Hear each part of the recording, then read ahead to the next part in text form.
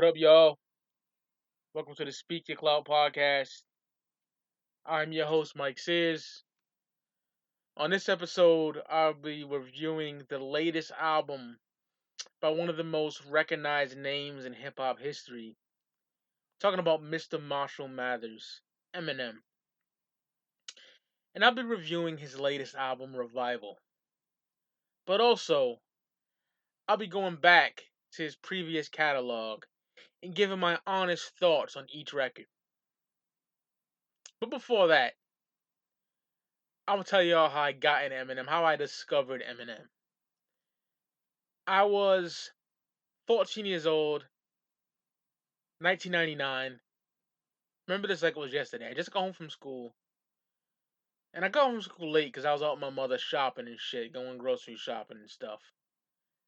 In that time frame, from like 1992 to 2001, I lived in this area, near the projects, in the motherfucking projects. And it was amazing. It really was. You know what I mean? A lot of grimy shit going on, but it was like the shopping centers around there was incredible. I missed that. I missed that shit. It was amazing. Some of the greatest times of my life, and not the greatest times of my life. You know what I mean? But yeah, man. Fucking got home from school, and I heard My Name Is on the radio on Hot 106. All my New England niggas know what I'm talking about. Hot 106. And I heard it, and I thought it was the most corniest shit I have ever heard in my life. Now, all the hip hop enthusiasts and hip hop historians and backpackers might slay me for this, but if you follow me on Instagram, Big Daddy Cool 187, you watch my YouTube channel, y'all don't know what kind of hip hop I like. But I don't give a fuck. I'm a huge fan. Well, the old stuff anyway. I'm a huge fan of Insane Clown Posse. Yes. And I'm a black man. I know some of y'all niggas can't really fathom that. And I'm a huge fan of the people that was on their label, Psychopathic Records. Everything from like 1992 to like what 2005, I'll say is dope. You know what I mean? I'm more of a fan of their former label mates, Twisted, with their incredible label, Magic Ninja Entertainment. So that's that. But the reason why I'm bringing them up is because that is some crazy music that some people might deem as corny. I personally don't. I think it's comedic, but also great music in its own right. They're not the best MCs, the Insane Clown Posse, but I really enjoy their music. So I was already into them. I got into them in 1997. So someone might say you like that, but you don't like My Name Is. But when I heard, mind you, when I heard My Name Is, it was the edited version. So I heard corny ass lines like, "I drink a fifth of vodka, damn me to drive." I mean, no, I drink a fifth of Kool Aid, damn me to drive. When I heard that, I didn't like it at all. I drink a fifth of Kool Aid, like, come on, nigga, really? So I wasn't fucking with that at all. I was like, fuck this shit. It was I didn't like his voice. I didn't like nothing about the nigga. So I go upstairs. My uncle's room was on the right. I'm on the left. I go upstairs and I'm like, yo, Unc, you ever hear this cat named Eminem? Because after the song, the artist, this jockey said Eminem. So I'm like, Uncle Mon, you ever hear this cat named Eminem? And he's like, yes. I was surprised to hear his answer because he always put me on to shit. But for some reason, he never introduced me to Eminem. I don't know what it was. So he's like, yeah, man, he's dope. I'm like, that My Name Is shit ain't dope, my nigga. This, mind you, this is April 1999. The album came out February 1999. Some uncle already heard the fucking album. He already heard it. And he didn't own it, but he heard it from a friend, I want to say. Something like that. And he heard Eminem previous. He heard Eminem in 1998 because this college radio station that we had in New England was 91.1. I don't know the name of the exact station, but I swear to God, yo, they played curse shit, like records with curses on it. You know what I mean? This is the same station that got me into nonfiction and necro and cage and immortal technique in the early 2000s, 2002 to be exact. So this station didn't give a fuck. So he heard um Just Don't Give a Fuck in '98, which was off the Slim Shady EP originally. He heard Infinite, which is a track, the title track of his 1996 album that only was distributed in Michigan, I want to say, on cassette and vinyl. I don't think it was a worldwide retail because it would have been. I would have heard about that shit. You know what I mean? It wasn't. I think Michigan only got that. Correct me if I'm wrong, yo. Later on, it got put on CD though, like when fucking Relapse came out or some shit like that. But he was schooling me to this shit and telling me I heard freestyles from him as well, and I'm like, wow. So Nas, one of my favorite MCs of all time. I'll talk about Escobar in a future episode. But Nas dropped his third album, I Am. And I was going to the store to get that. And it's had, yeah, it was, I just checked on Google. It was April of 1999. Early April 99, I got this album. Mind you, Eminem, the Slim Shady LP, has been out for 2 months already. So I'm going to go get the Nas album, I Am. I Am. And as I said, like, where I lived at the time was near a lot of shopping centers, and so was this mall. And this mall was not far from my crib. It was like you could walk there, like what, 15-20 minute walk. So we're at Staples. I don't know if that's an East Coast thing or a worldwide thing, but Staples is a store that basically sells a lot of art supplies and shit for computers and shit like that. So we're in. My uncle's an artist. He's an amazing artist. His Instagram is Martin the Artist. Some underscore in there. You can find him on Instagram. Amazing artist. He did work for Griselda, and Benny the Butcher actually reposted it on his page. He did work for Czarface, and Esoteric actually reposted it on his page. Sky Zoo. My uncle's an amazing artist. Like, amazing. I fucking worship this nigga. Okay, so we're in Staples, and he's like, how much money you got on you? Like, how much money you got left on you? And I'm like, about five. And he's like, yo, we're gonna go get that M. So I give him the 10, and we get the album. So the whole ride there, I'm looking at the motherfucking, the ride back home. I'm looking at the motherfucking cover. I'm like, this nigga has looks to be a bitch's feet hanging out the trunk when he's chilling with his daughter at some boardwalk or some shit.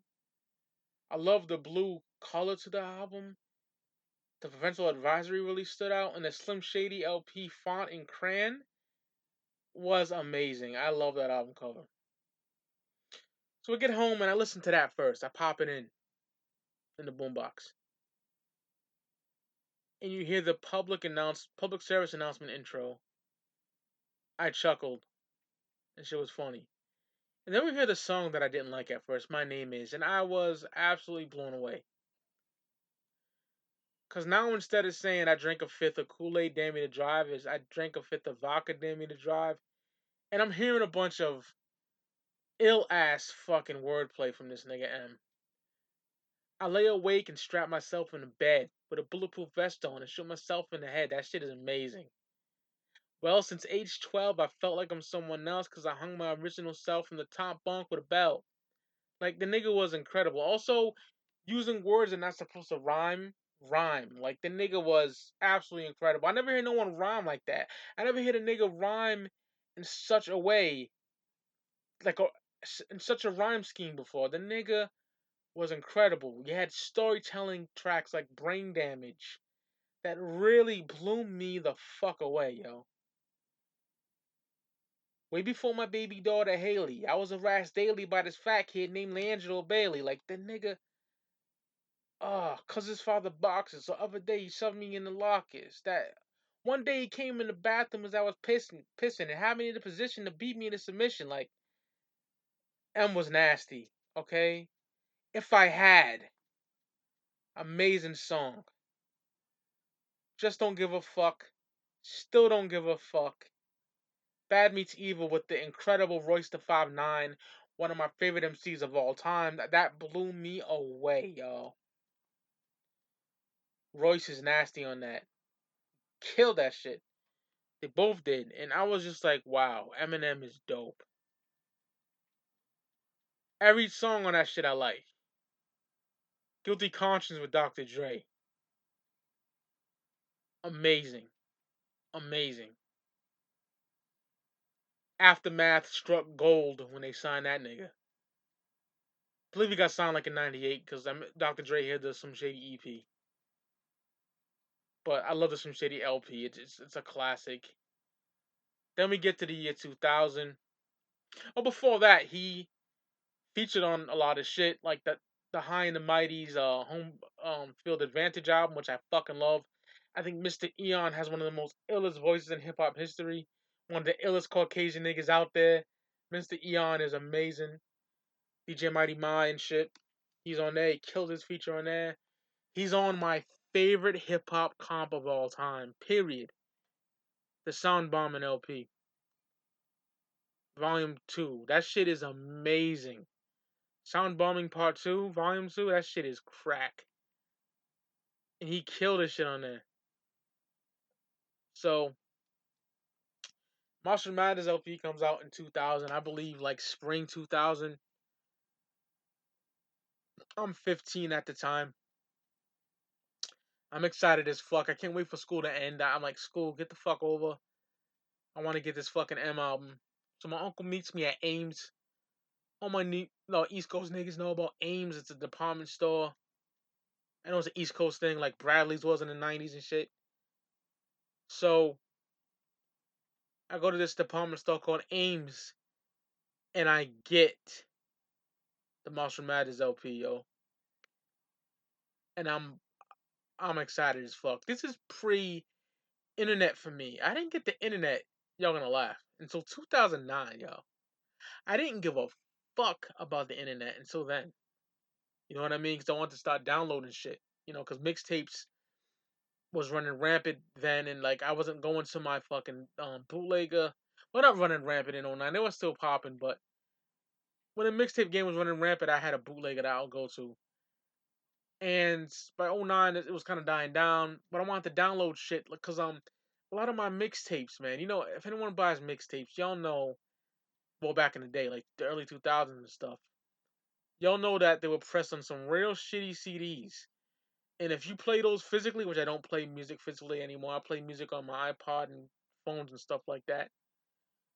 But when you played them physically, they would wear out and have a static noise to them, and just the music will be absolutely gone and be jumbled to be all fucked up. After time, those CDs ain't work, and they don't rip in your computer. So I want to download all that shit that I had on my mixtapes. That's the main reason to getting the computer. You know what I mean? But I'm getting way off subject. So that's pre all that shit. You know what I mean? I used to use my ex girlfriend's laptop and stuff like that here and there to watch some stuff, but I didn't get my own shit to 2009. So fucking, I'm blown away by the Marshall Mathers LP. That album is fucking incredible. It's his best album in my opinion. It's his magnum opus. I don't give a fuck what anybody says. Um, I'm I'm back and fucking the way I am and fucking Remember Me featuring Sticky Fingers and RBX when Eminem actually knew how to choose features.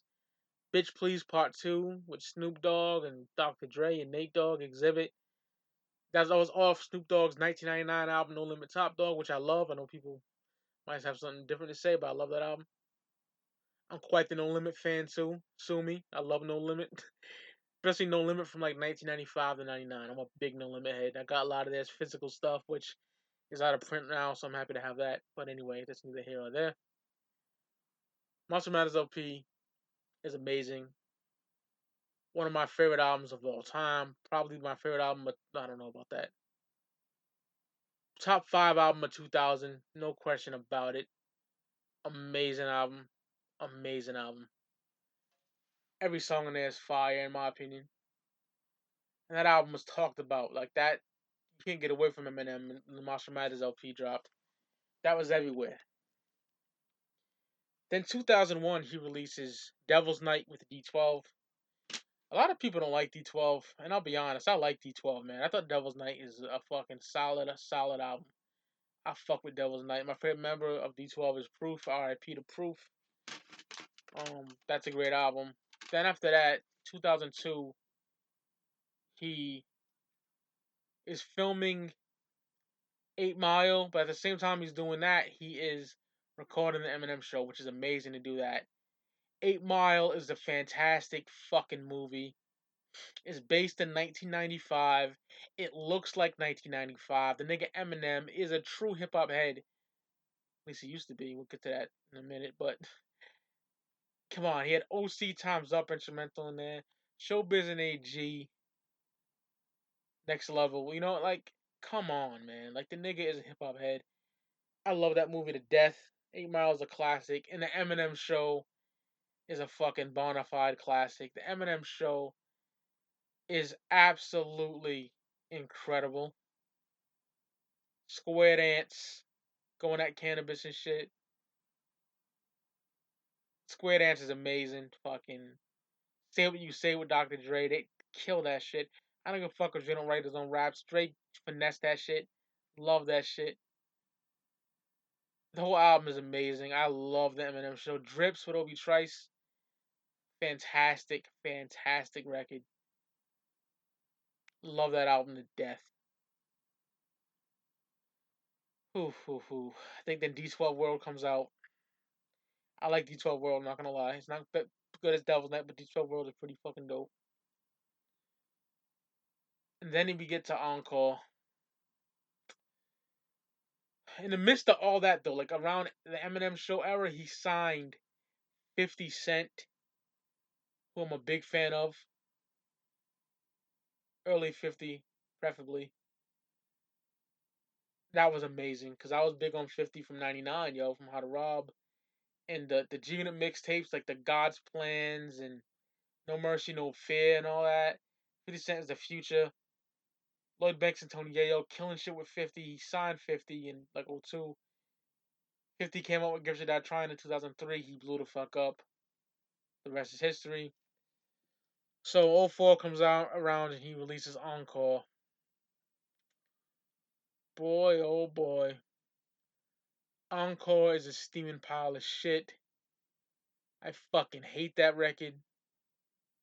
I like maybe 3 to 4 songs. And I can't even remember. I don't have that physically. I have it on my iPod.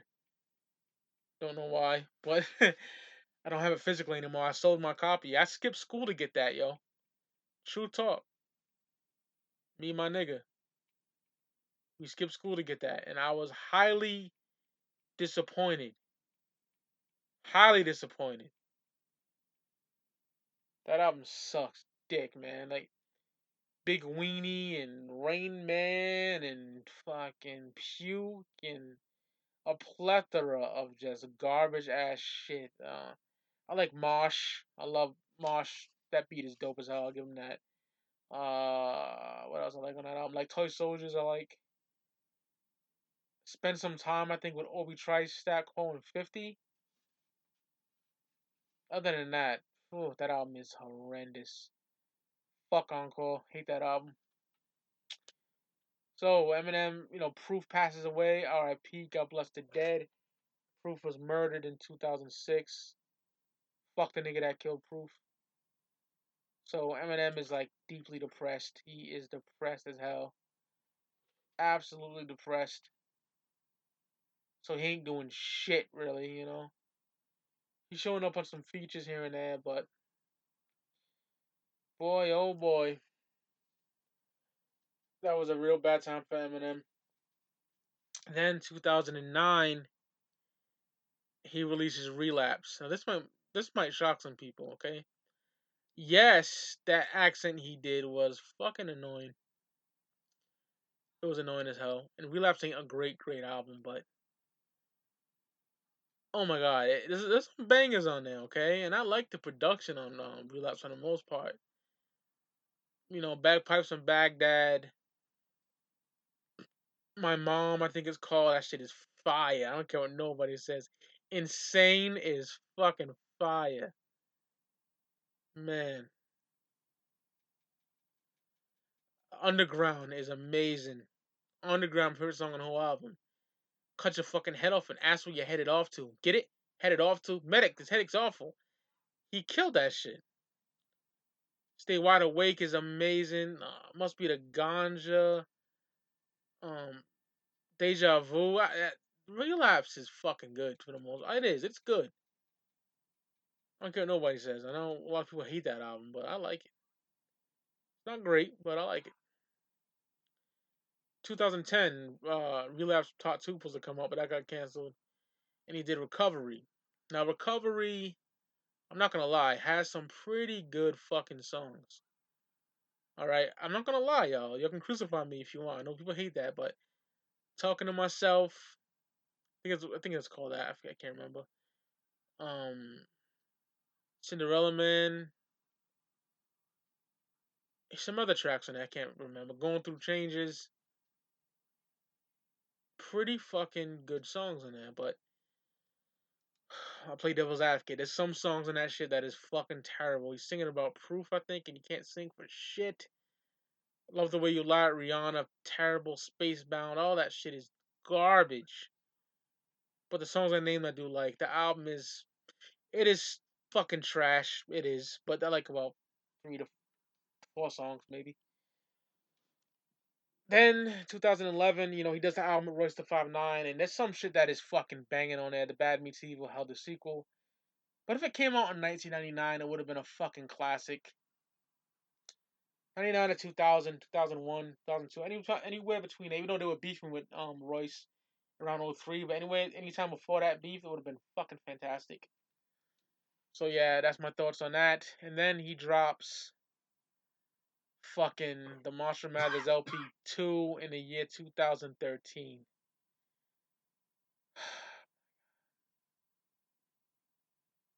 Shitty album, shitty sequel. The first single, Berserk, made me cringe.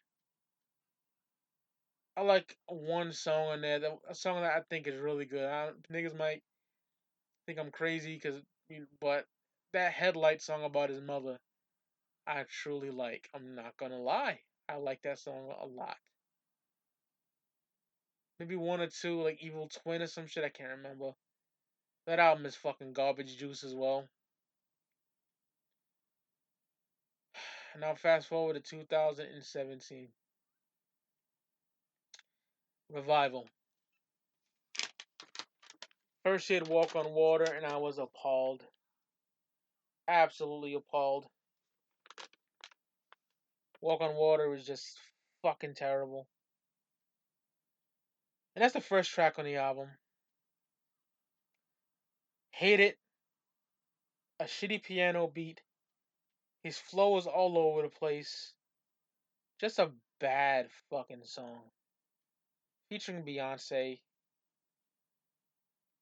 It's fucking. I'm gonna tell you, like, how do y'all UK niggas say it? It's fucking rubbish, man. It's rubbish. I don't. This is the Eminem I don't want to hear. The nigga sound like he forgot how to rap, my nigga. Like, fuck that song. Walking Water is horrendous. Then we got Believe. Oh my god. When I heard this, I was so let down. My uncle was chilling with me, and he was playing Destiny 2 or some shit. And I'm like, yo, this nigga is. I would listen to him on my iPod. I'm like, yo, he's trap rapping, my nigga. He's like, what? He couldn't believe it. Whack ass millennial bullshit, yo.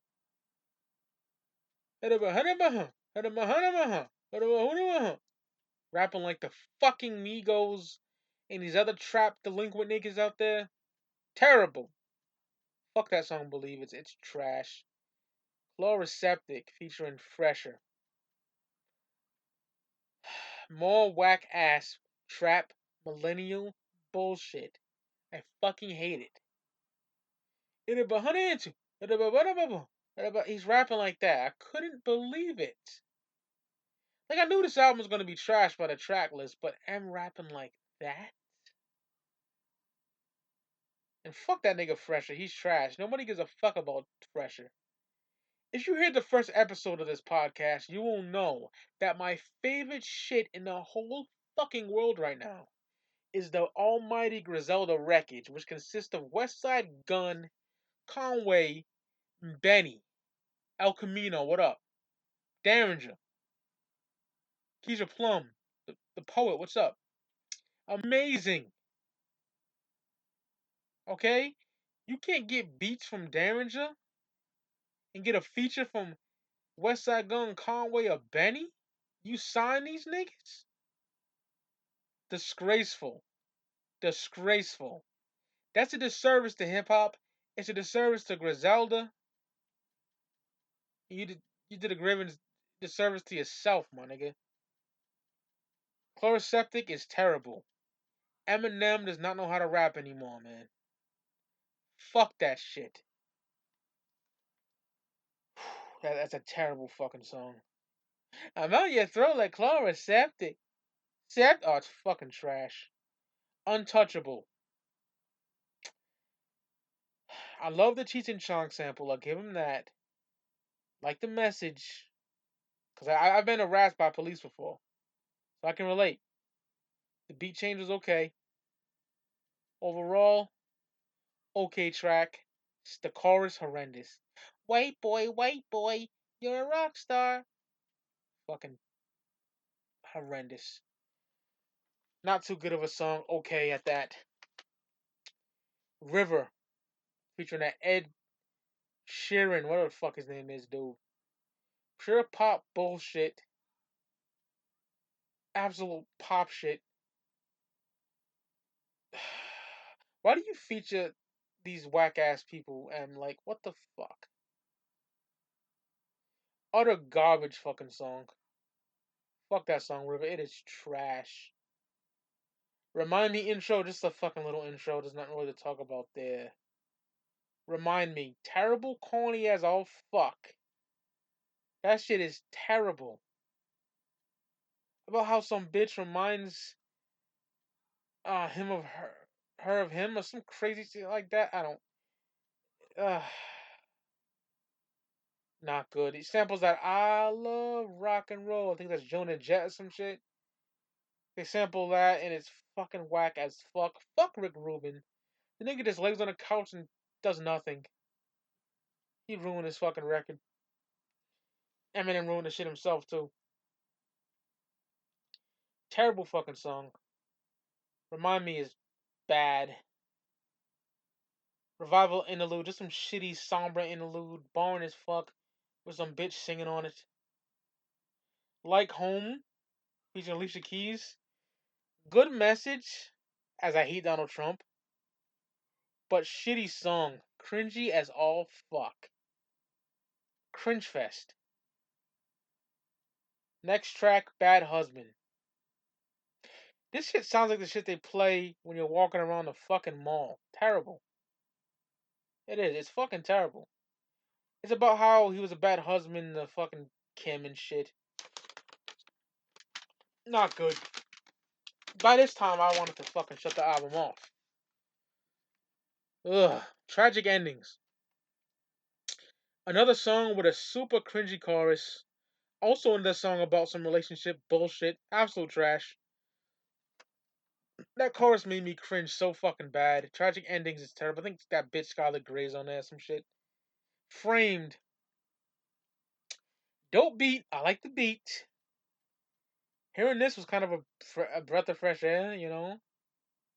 Because so far the album just been a shitstorm, you know what I mean? The content is pretty dope. Like M's going on a killing spree or something. Chorus could have been a lot better. Not great, but okay. I'll say that about Framed. Nowhere Fast. It's just fucking terrible. Fucking terrible. Almost put me to sleep. I think that has that fucking some bitch on there. I forgot the name. Then a song called Heat. It's another terrible track about a fucking bitch. It's cringy as all fuck. Hate it. Offended. Shitty beat. Okay lyrics. Better than most of the audio sewage that's on this album. The track is still a mess. It's like the track is everywhere. Next, Need Me. Super poppy, terrible bullshit. It honestly reminds me of like fuck reminds me. I kind of fucked up there. It's honestly like M's worst album yet, maybe. Seriously, that Need Me track is fucking terrible. Super pop bullshit. In Your Head. It samples the Cranberry song Zombie that I like. It's M going on a rant about regrets again. It's not perfect, but it's not too bad, but it's not great either. It's ugh. Castle. It's about his daughter Haley. He's rhyming well on here, I'll give him that. But it's not great. Then the last track arose. It's about proof, but it's a shitty fucking song. So there's my review of Revival, y'all. I know it was like just half-assed maybe, but I will never listen to this album again. And people go, you can't give it off by one listen. No, listen to this shit twice, okay? And it's fucking horrendous. All right, and I will never listen to this fucking album again. And that's bullshit because you can judge the album by one listen because I don't like this type of music. I don't like R&B. Well, no, I like R&B, but I don't like pop shit like that. I don't like extra singing in hip hop. I don't like trap music, nigga. Like, what the fuck? You lost me.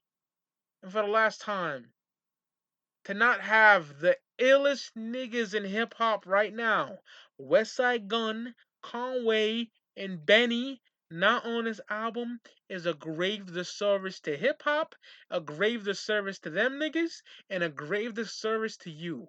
That album is trash. Conway the Machine dropping GOAT, grimiest of all time, on Christmas Day. I'll be happy for that. I cannot wait for that. I'm fiending for that like it was 1997 and Wu-Tang Forever's dropping, nigga. Like it was the year 2000 and Ghostface Killer's dropping Supreme Clientele. Eminem Revival, horrendous. I will see y'all on the flip side. Peace, y'all. Have a good one.